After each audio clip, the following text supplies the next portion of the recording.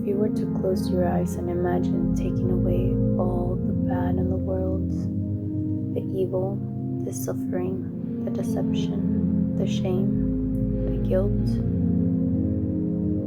you also took away all the good, the happiness, the excitement, the euphoria, the gratitude, the peace, the bliss.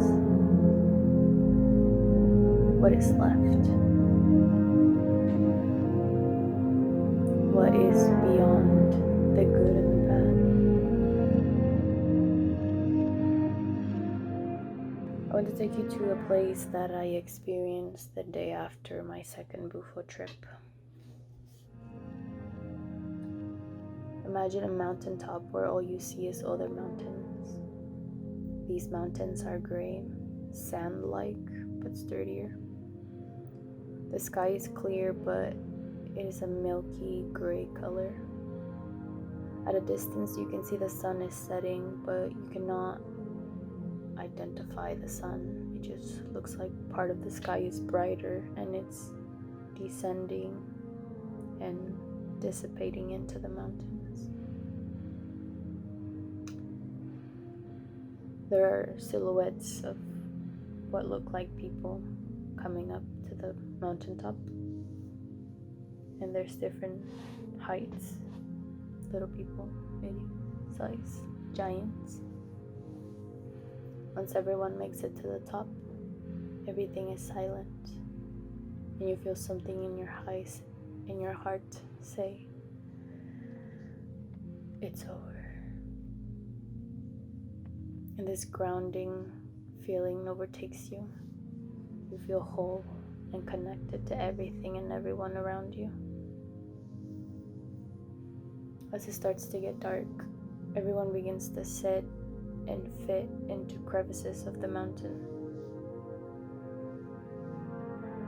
And this wave of gray, sand-like vapor begins to cover us all. Close your eyes and in slight fear you feel the sun begin to cover you. And then someone says, "Just." So you trust and allow in the sun, and you allow the sun to cover you whole. Close your eyes. You're suddenly covered in sand. It feels heavy.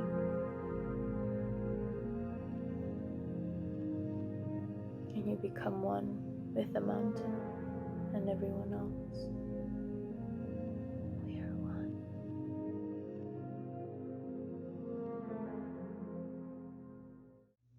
Have you ever noticed how much we judge everything around us? Perhaps it's easier to identify the judging in other people.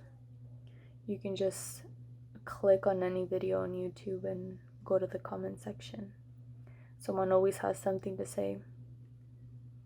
Someone always has a better method to whatever it is that they're showing in the video. Or someone is better than the person in the video. Someone's in a better position. Someone has more money than you.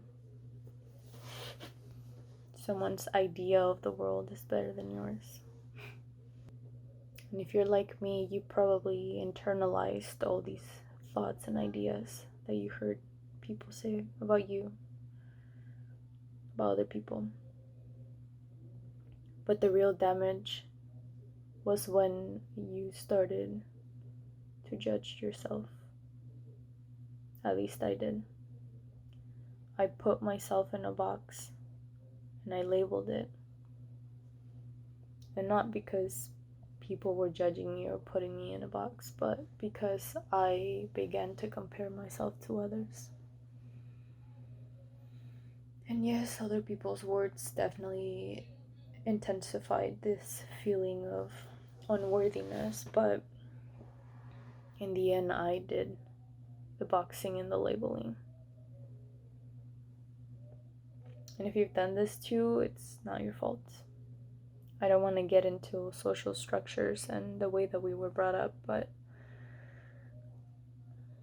something to think about. But I do want you to consider looking at what is left if we were to remove the box and the labels. What if you're rid of this box that you've had your entire life?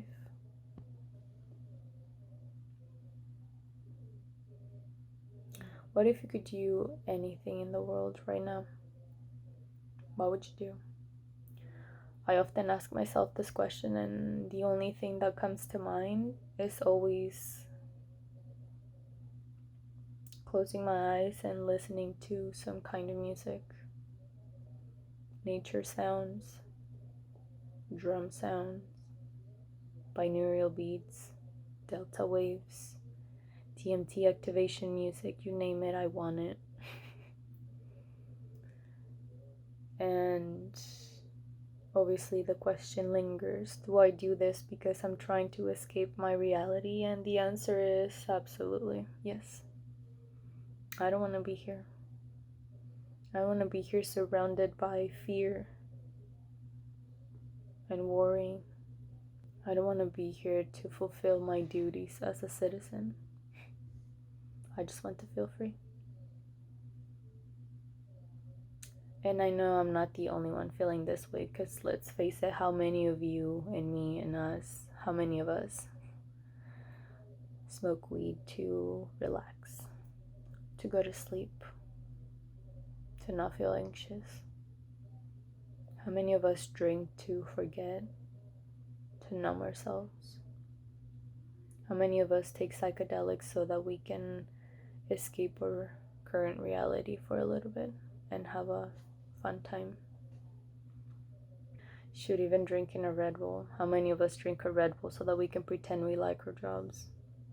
I remember saying I have to drink a Red Bull so that I can feel nice and I cannot be an asshole to people. I was using Red Bull to cope with my job. My poor body. Body's a trooper though. I'm so grateful to be in this healthy vessel.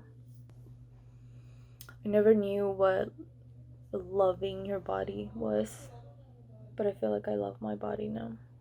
Actually, I still don't know what it means to most people, but I'm just grateful for mine. And I think that's a good place to start to unbox yourself, is to sort of get to know your box first. Box being the ego, essentially.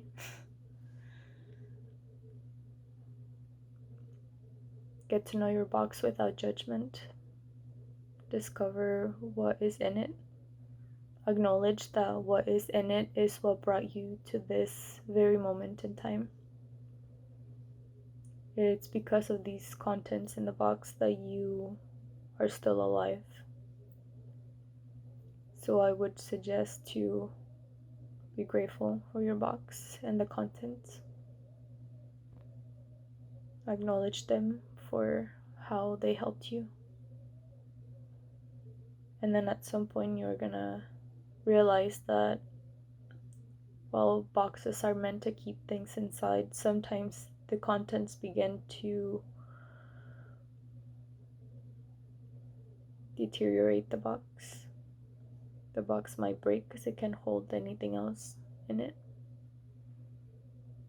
And then it'll be time to unload some things in those boxes or in that box.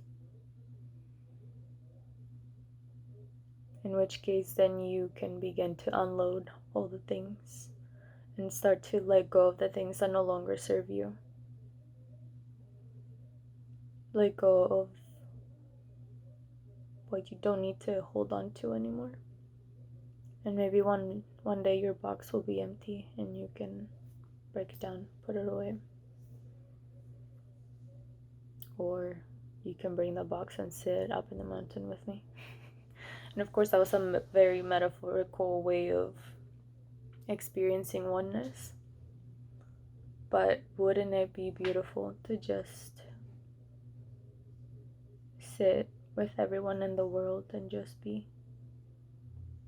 I cried. I cried so much when I felt that. I have never, ever, ever felt connected to anything before. It was powerful. Can we consider how many ideas in our surroundings we have accepted as our own? How much these ideas, these ideals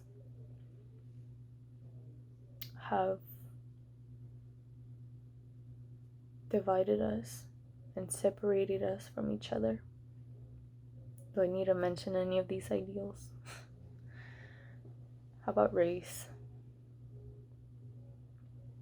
wealth, social status, the amount of followers we have? How about your diet? I feel like us vegans sometimes make ourselves sound like we're a different kind of breed that is better than anyone else. It's laughable. But it's dividing us, internally and externally.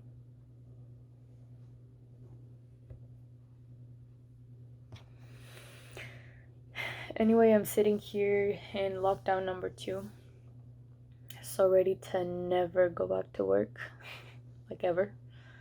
And even though I've had all these spiritual experiences and all these realizations about where I stand in the world, and it's very obvious what I need to do going forward, my damn box still wants a label. I still want a box and a label. But that's my purpose. I came here to dive into the depths of my conditioning over and over and over again.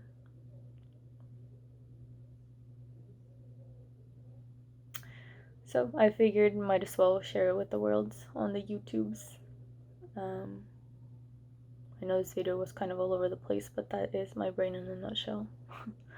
I'll be making content exploring thoughts and realizations that I experience, obviously, in my journey as this human me vessel when you're looking through your screen. So if you're interested in hearing what is to come, welcome to join. Thanks for watching. My name is Nancy. This is Contradictions Club TV, and hopefully we'll see you in the next video. Namaste.